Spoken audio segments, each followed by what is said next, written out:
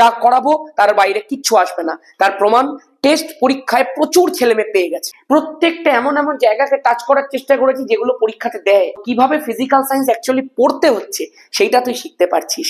Jute বিক্রিয়া বলে দিয়েছিলাম, বিশ্বকর্মা ঠাকুরের ছাঁচে কার্তিক ঠাকুর তৈরি করা।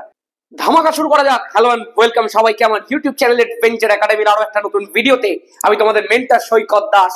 টেস্ট পরীক্ষার পরে এই যে শীত শীত ভাবটা, এই যে চাপটা, এই প্রেশারটাই তোকে বারবার মনে করাবে মাধ্যমিক খুব সামনে, খুব সামনে, খুব সামনে। মাধ্যমিকের ভৌত বিজ্ঞানকে আমরা প্রায় নিঃশেষ করে দিয়েছি।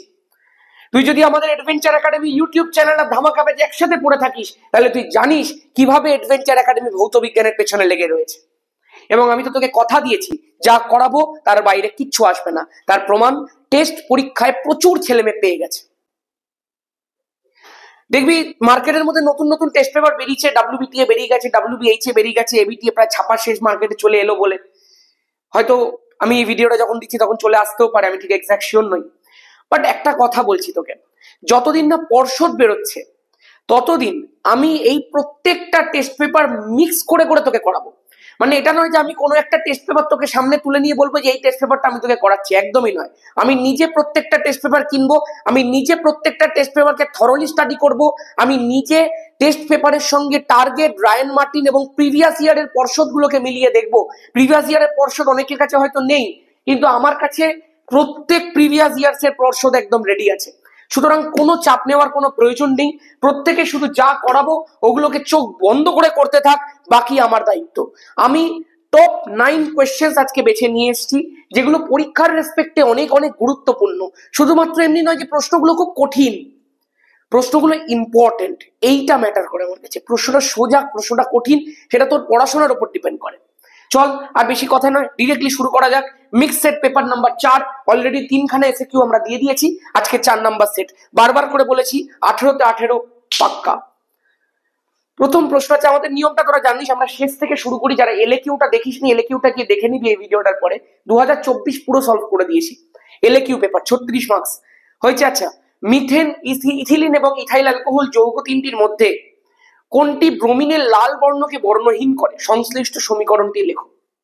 দেখ ভাই, যারা আমাদের জৈব রসায়নটাকে রেগুলারলি দেখিস, যারা আমাদের ক্লাসেস গুলোকে রেগুলারলি করিস, তারা প্রত্যেকে জানিস এই যে ব্রোমিন রয়েছে সেটা তার সঙ্গেই রিয়াক্ট করবে যার মধ্যে পাই বন্ড উপস্থিত রয়েছে, যার মধ্যে অসম্পৃক্ততা উপস্থিত রয়েছে। আজকে তুই চিন্তা করে দেখ, মিথেনের মধ্যে তো CH4 কার্বনের সাথে 4টে হাইড্রোজেনের 4টে সিঙ্গেল বন্ড, এখানে কোনো রকম অসম্পৃক্ততা নেই। আজকে তুই যদি বলিস ইথিলিনের কথা, CH2 ডাবল বন্ড CH2, তুই বলবি দাদা আমি আমার উইনার পেয়ে গেছি। কেন? তার কারণ এখানটায় তুই দেখতে পাচ্ছিস কার্বন আর কার্বনের মধ্যখানে ডাবল বন্ড আছে। দাদা ডাবল বন্ড মানে কি জানো? একটা সিগমা বন্ড আর একটা পাই বন্ড। এইটাকে আমরা সিগমা বন্ড বলি আর এটাকে আমরা পাই বন্ড বলি। যখনই পাই বন্ড রয়েছে, যখনই অসম্পৃক্ততা রয়েছে, তার মানে তখনই সেখানে ব্রোমিন অ্যাডিশন রিয়াকশন করবে, জুট বিক্রিয়া করবে। যারা এগুলো জানিস না, আমার জৈব রসায়নের লেকচারটা দেখ। জুট বিক্রিয়া বলে দিয়েছিলাম, বিশ্বকর্মা ঠাকুরের ছাঁচে কার্তিক ঠাকুর তৈরি করা, সব শিখিয়ে দিয়েছি ভাই। এবার রিয়াকশনটা কি করে দেখাতে হয় দেখে নে একটুখানি। H2C ডাবল বন্ড CH2 এর সঙ্গে ব্রোমিন যুক্ত হবে। যখনই যুক্ত হয় তোরা জানিস CCl4 লাগে। কি করে রিয়াকশন করবে? না দাদা এখানে একটা পাই বন্ড ছিল, তো সেই পাই বন্ডটা ব্রেক করবে। পাই বন্ড যদি ব্রেক করে তো দুটো সিগমা বন্ড তৈরি হয়। ক্লাস 10 লেভেলে এই কনসেপ্ট অ্যাডভেঞ্চার একাডেমি ছাড়া কোথাও নেই, বিকজ এটা 11 লেভেলের কনসেপ্ট। 10 লেভেল আমি তোকে শিখিয়ে দিয়েছি আমার চ্যানেলে। চল এদিকে দেখ, যখনই পাই বন্ড ব্রেক করলো, এখানে একটা বন্ড সিগমা আছে, একটা বন্ড পাই আছে, তুই তাহলে একটা বন্ড ব্রেক করে দিয়েছিস, পাই বন্ডটা ব্রেক করে দিয়েছিস, তাহলে এখানটা দুটোর বন্ড আর হবে না, তার পরিবর্তে তুই একটাই বন্ড লিখবি। পরিষ্কার কথা, কারণ একটা বন্ড তো ব্রেক হয়ে গেছে।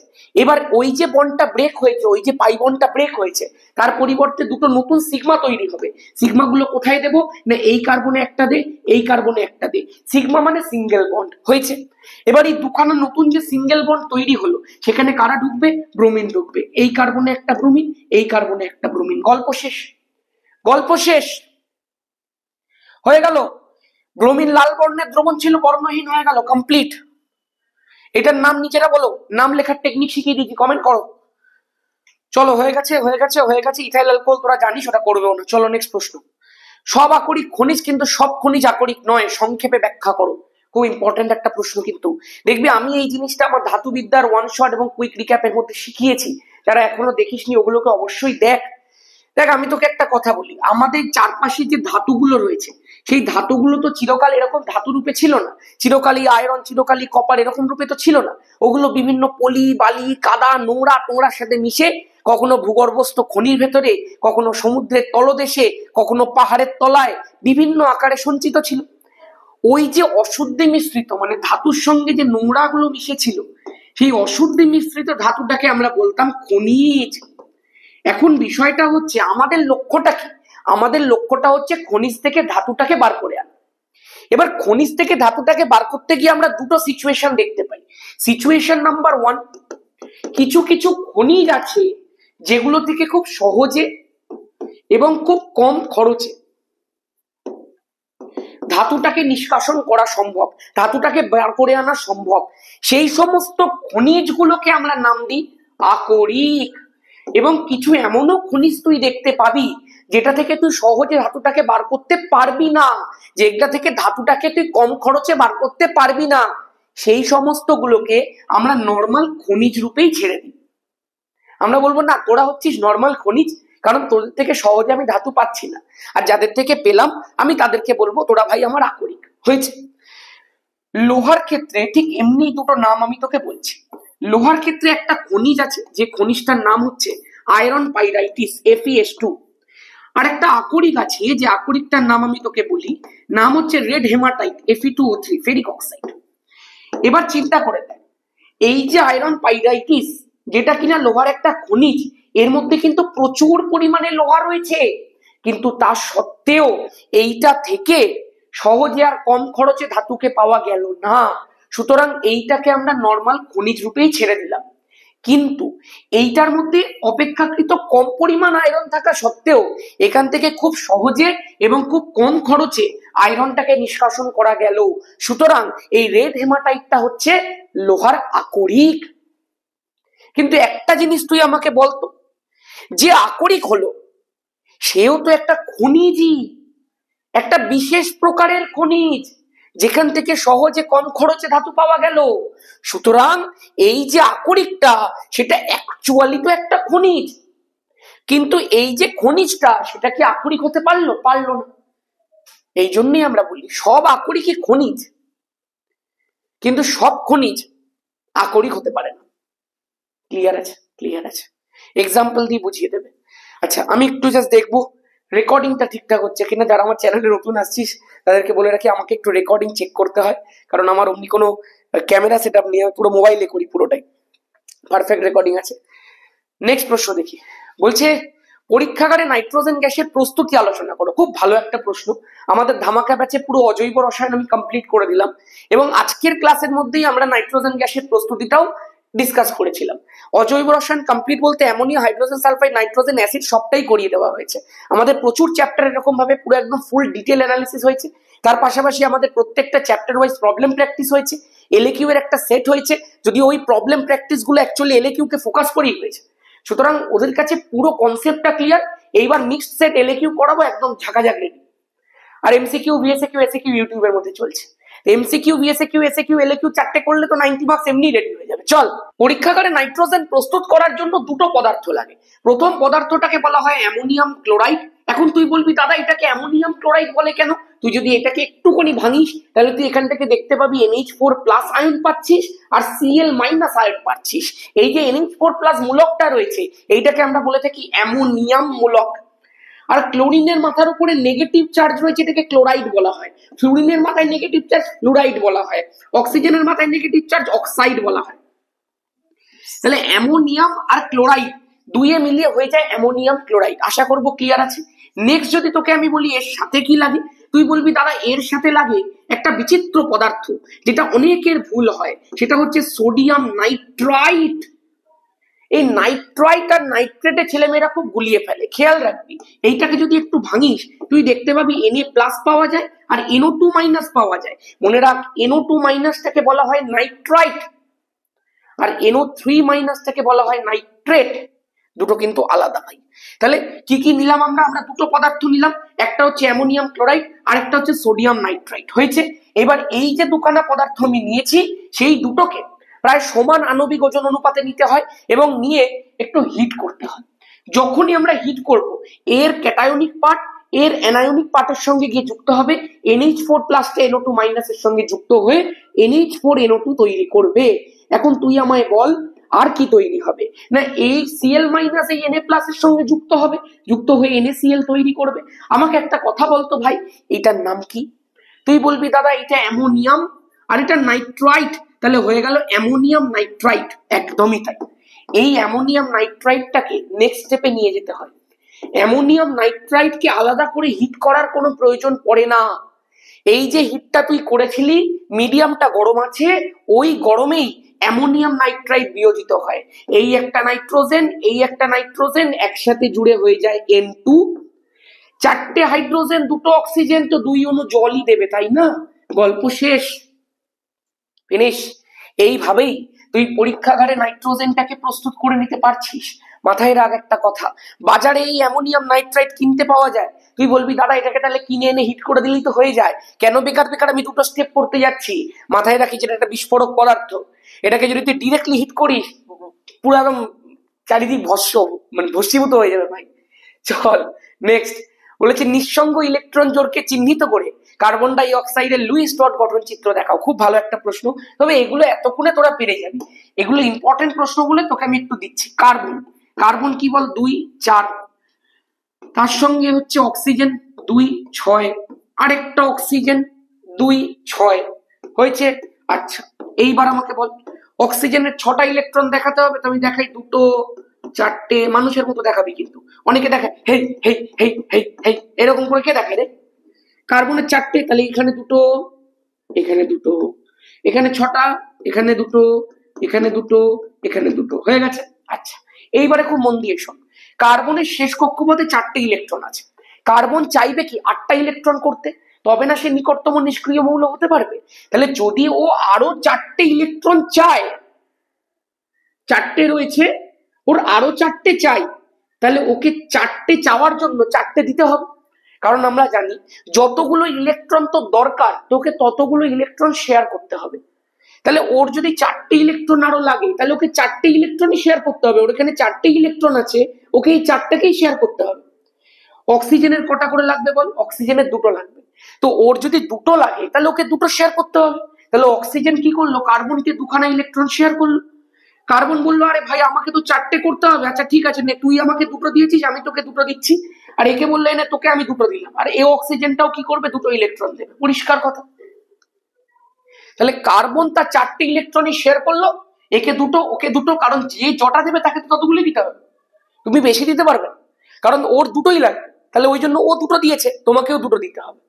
এরও 2টো লাগবে, তো 2টো দিয়েছে, তোমাকেও 2টো দিতে হবে। তাহলে কার্বনের 4টেই শেয়ার হয়ে গেল, গল্প শেষ। এইবার কি হবে? এগুলো আগেও শিখিয়ে দিয়েছি, এবার জাস্ট প্র্যাকটিস করাচ্ছি, দেখেন। এবার এখান থেকে কি হবে? কার্বন মধ্যখানে লিখলাম, এই যে কার্বনের 2টো ডট ইলেকট্রন, অক্সিজেনের 2টো ক্রস ইলেকট্রন এখানে রয়েছে, এই হচ্ছে অক্সিজেন।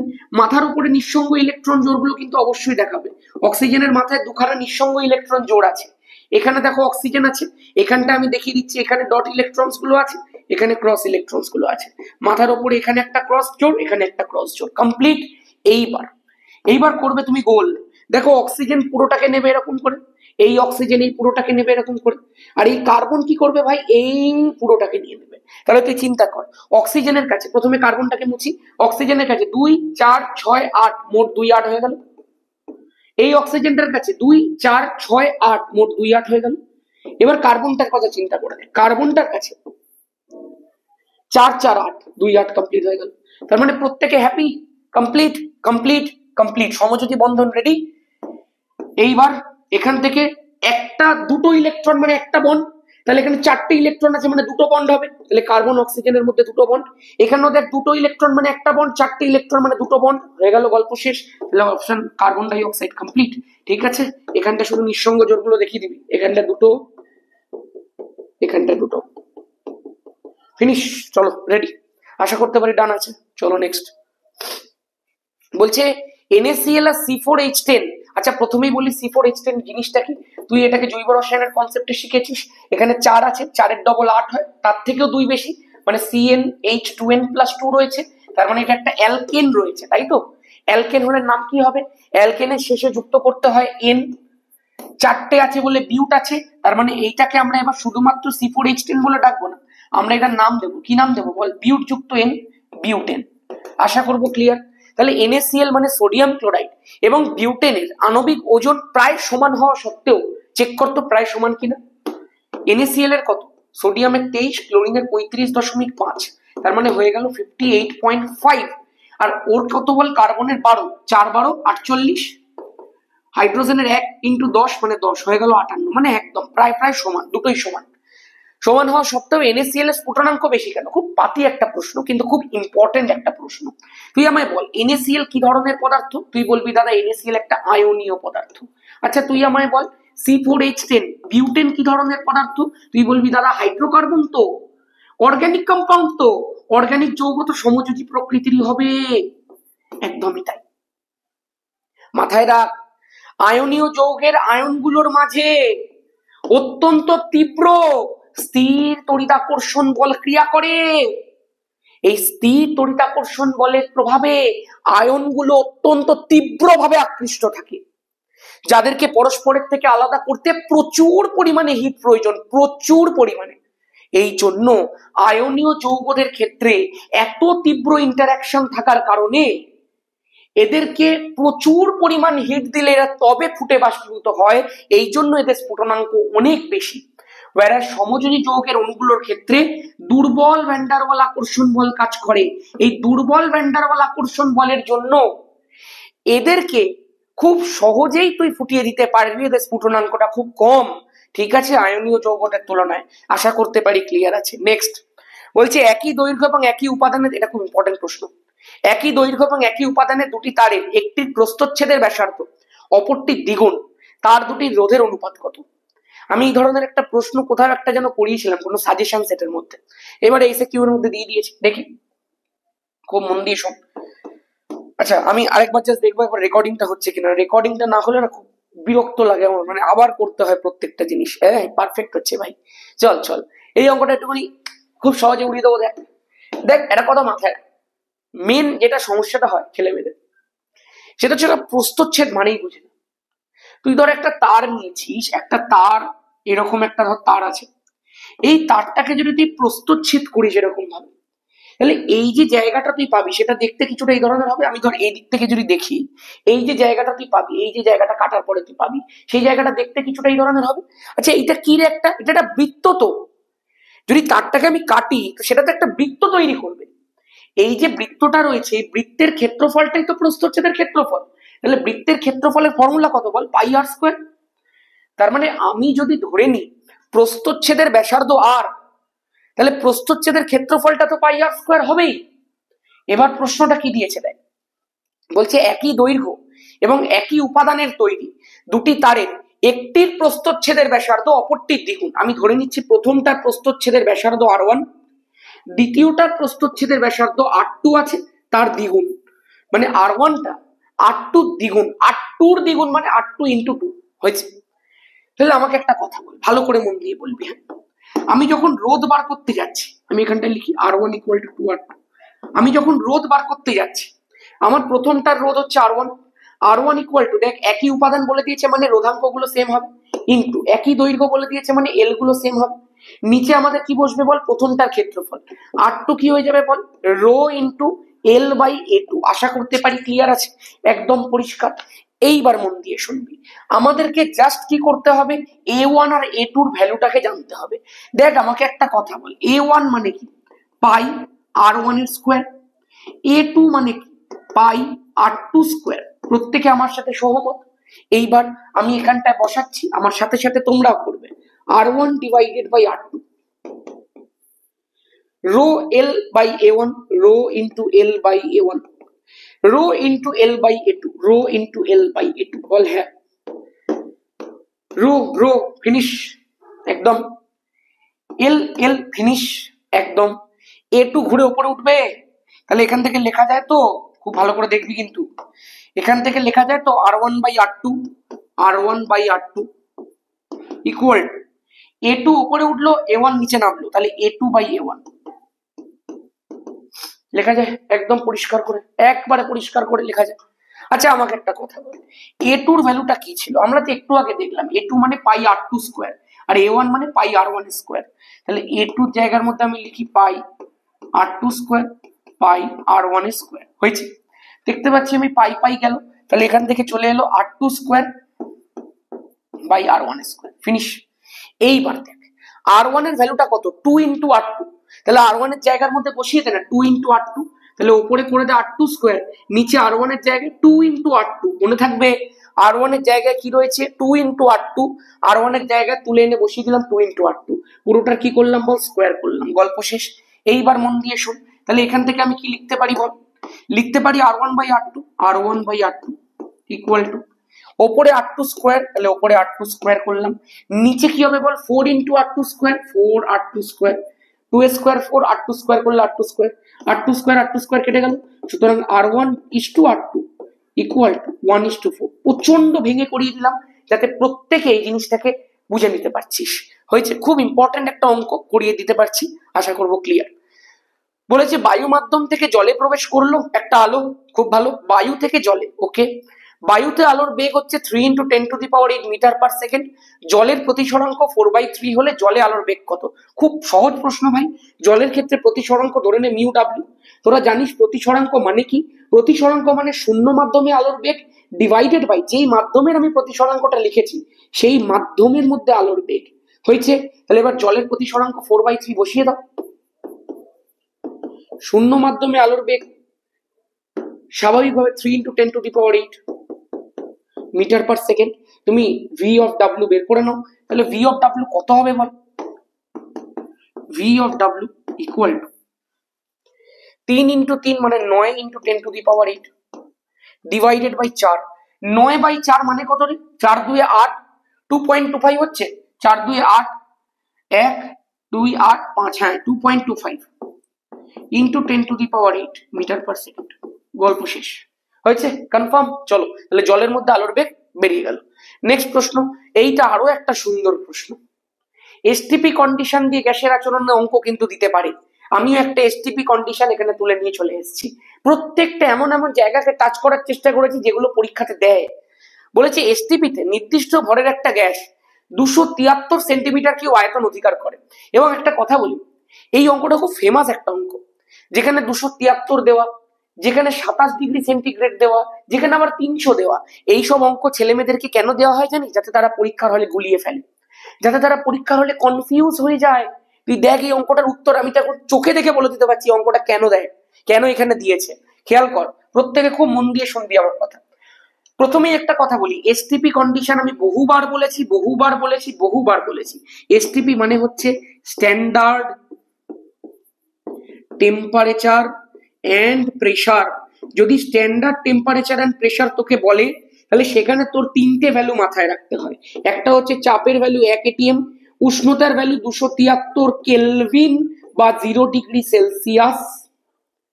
আর আয়তনের ভ্যালু হচ্ছে 22.4 লিটার।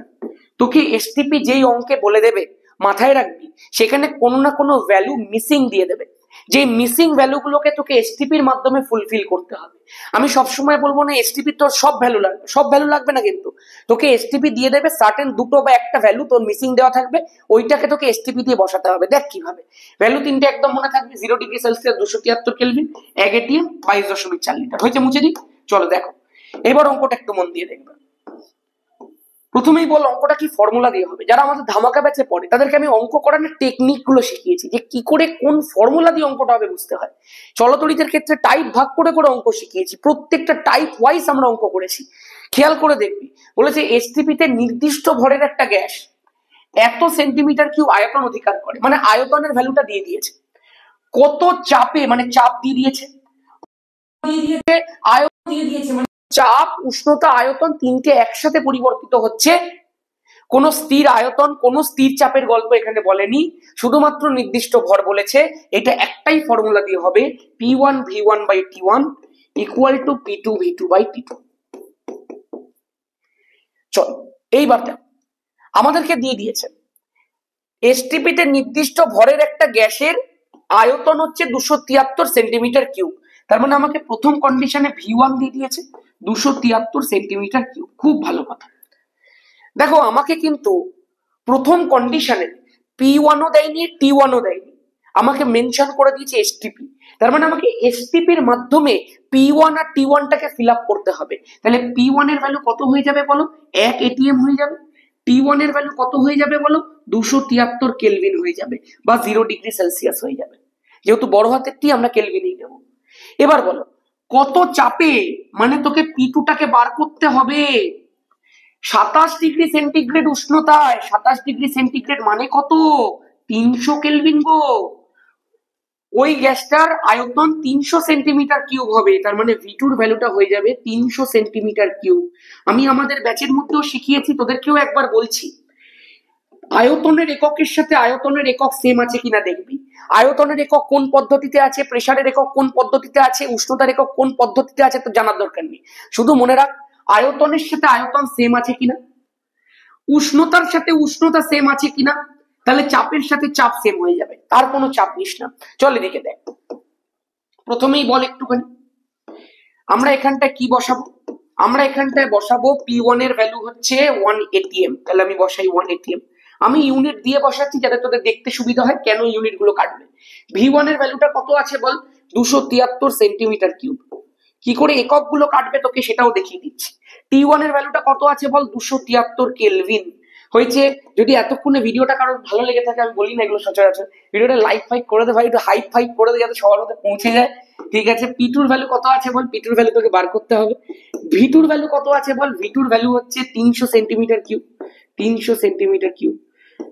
আর T2 এর ভ্যালু কত আছে বল? T2 এর ভ্যালু হচ্ছে 300 কেলভিন। খেয়াল করে দেখ, এই যে আমি বলছিলাম না অনেকে গুলিয়ে ফেলে জিনিসটা, দেখ তো 273 দিয়ে 273 কেটে গেল, 300 দিয়ে 300 কেটে গেল, সেন্টিমিটার কিউব সেন্টিমিটার কিউবের সাথে কেটে গেল, কেলভিন কেলভিনের সাথে কেটে গেল। তাহলে এই দেখ কেন আমি বলেছিলাম আয়তনের সাথে আয়তন সেম রাখতে, উষ্ণতার সাথে উষ্ণতা সেম রাখতে, বাকি সব এমনি বেরিয়ে যাবে। তাহলে দেখ প্রেসার P2 এর ভ্যালুটা কত বেরিয়ে গেল? এই তো 1 ATM ছিল, 1 ATM ই থাকলো, কোনো চেঞ্জ হলো না। এই জন্যই ছেলেমেয়েরা ভাবে আমি কি ঠিক করছি। হ্যাঁ তুই ঠিক করছিস, তুই ঠিকই করছিস। এখানে ভেরিয়েশনটা এমনই হয়েছে, চাপটা স্থির আছে। ঠিক আছে চলো, পরিষ্কার কথা, পরিষ্কার ভাবে নেক্সট প্রশ্নটা দেখি। 3.1 বলে দিয়েছে বায়োফুয়েলের উৎস এবং একটি ব্যবহার লেখো। বায়োফুয়েল একটা মানে গাছের পাতা সবুজ টাইপের প্রশ্ন, এটা তোরা পড়েও নিতে পারবি। যদি আমি একটুখানি তোকে বলি, দেখ মেনলি কি হয়, উদ্ভিদের মৃত অংশ আর প্রাণীদের বজ্র পদার্থ যেগুলো যেগুলো আছে ওদেরকে না বায়োমাস বলা হয়। এখানে একটা টার্ম আছে, টার্মটা কিন্তু মাঝে মধ্যে পরীক্ষাতে দেয়, বায়োমাস। এই যে বায়োমাস আছে এইটাকে জ্বালানি রূপে ব্যবহার করা যায়। যেমন তুই চিন্তা কর, ধর গ্রামের দিকে এই জিনিসগুলো বেশি হয়। ধর কোনো একটা গরু গোবর দিল, সেই গোবরটাকে দেখবি শুকিয়ে সেইটাকে জ্বালানি রূপে ব্যবহার করা যেতে পারে। ওইটাই, ওই গোবরটাই হচ্ছে বায়োমাস। আর বায়োমাসটাকে যখন জ্বালানি রূপে ব্যবহার করলাম সেটাকে আমরা বায়োফুয়েল বলে থাকি। সেখানে বায়ো ডিজেল আছে, বায়ো ইথানল আছে, বায়ো ইথার আছে, বিভিন্ন টাইপের বিষয় আছে। তাহলে মোদ্দা কথা উৎস তুই জেনে নিতে পারলি, উদ্ভিদের মৃত অংশ আর প্রাণীদের বজ্র পদার্থ। ব্যবহার হচ্ছে এটা জ্বালানি রূপে ব্যবহার করা হয়, একদম পরিষ্কার। এখান থেকে আরেকটা বিষয় দেখবি মাঝে মধ্যে দেয়, এখনকার দিনে পেট্রোল বা যেটাকে তোর গ্যাসোলিন বলা হয় তার সঙ্গে 10% ইথানল মেশানো হয়। এই পেট্রোল এবং 10% ইথানলের যে মিশ্রণটা রয়েছে এটাকে গ্যাসোহোল বলা হয়ে থাকে। এই গ্যাসোহোল যেটা রয়েছে এটাকে কিন্তু জ্বালানি রূপে ব্যবহার করা হচ্ছে গাড়ির মধ্যে, এবং এইটা দিয়ে পরিবেশ দূষণ কম হচ্ছে। এটাও কিন্তু একটা খুব সুন্দর ব্যবহার তুই লিখতে পারিস। ঠিক আছে ব্যাস, এমনি বাকি এগুলো তোরা আমার থেকে ভালো জানিস এইসব প্রশ্নগুলো। ঠিক আছে, আমি তোকে যা করানোর ছিল সব করিয়ে দিয়েছি। কনসেপচুয়াল অ্যানালিসিস প্রত্যেকটা প্রশ্নের আমি তোকে করিয়ে দিয়েছি। আমি আশা করতে পারি প্রত্যেকটা প্রশ্ন কনসেপচুয়ালি তোর রেডি, এবং কিভাবে ফিজিক্যাল সায়েন্স অ্যাকচুয়ালি পড়তে হচ্ছে সেইটা তুই শিখতে পারছিস। দেখা হচ্ছে প্রত্যেকের সাথে পরের ভিডিওতে। যারা এখন নতুন আছিস সাবস্ক্রাইব করে দে চ্যানেলটাকে। আর অবশ্যই একটা নিচে হোয়াটসঅ্যাপ গ্রুপ দেওয়া রয়েছে, আমাদের একটা গ্রুপ প্রায় ফিল আপ হয়ে গেছে, ওই জন্য আরেকটা গ্রুপ খোলা হয়েছে, সেখানেও প্রায় 400 জনের মতো হয়ে গেছে। তোরা পারলে গ্রুপটার মধ্যে চলে আয়, ওখানে রেগুলার আপডেট দেওয়া হয় ভিডিওগুলোর। ঠিক আছে ব্যাস, আজকের মতো এখানেই। সবাই ভালো থাকিস, ভালো করে পড়তে থাক, এই সময়টাকে একদম নষ্ট করিস না। আরেকটা কথা বলবো, মিক্স সেট গুলো প্র্যাকটিস করতে থাক, যেগুলো যেগুলো দিচ্ছি। এলএকিউ দিয়েছি 2024, এলএকিউ পুরো ইয়ার ওয়াইজ সলভ করে দিচ্ছি। আর এমসিকিউ, ভিএসএকিউ, এসএকিউ পর্ষদ না বেরোনো অব্দি মিক্স সেট করাচ্ছি, তারপরে পুরো পর্ষদ করাবো। আশা করতে পারি একদম ক্লিয়ার স্ট্র্যাটেজি সবার কাছে। দেখা হচ্ছে সবার সাথে, টাটা, জয় ধামাকা।